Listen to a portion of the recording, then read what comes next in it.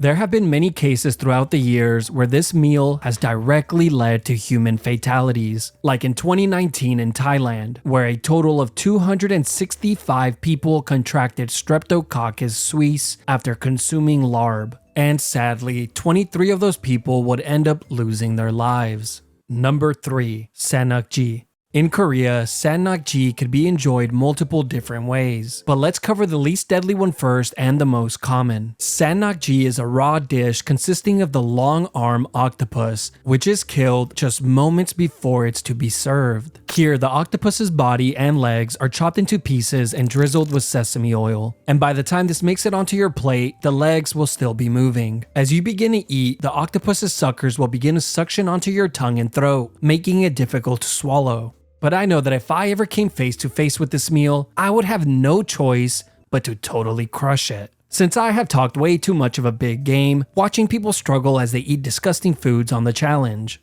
No, I'm telling you, you just have to plug your nose and just power through it. Sure, honey, sure. Oh my god, just chase it with the water. He's wasting so much time. Yeah.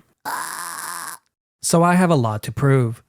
Now, the second method, on the other hand, is much more challenging and poses a much greater risk of death. And honestly, it's more of a one-on-one fight rather than an actual meal. Here, the octopus reaches your plate fully intact and alive, where it is then tightly wrapped around a chopstick, dipped in sesame oil, and shoved into your mouth. But who are they kidding? The sesame oil is not meant to enhance the meal. It is simply used to rig the fight in the cheating human's favor, as it will now serve as a lubricant. And as soon as the 1v1 starts, the octopus begins to attack, squirming to find its way out, frantically suctioning on to whatever it can get a hold of. But if you're the human, you must completely focus on your chewing. Soon your hands begin to get sweaty, and within seconds, you begin to break out into a mental panic, questioning yourself, thinking that this might have been a mistake. With your heart beginning to race, you try and cover up your fear by chewing harder and faster. And you have now convinced yourself that it's now or never. It's time to attempt the swallow. But there's a problem. The octopus is still moving.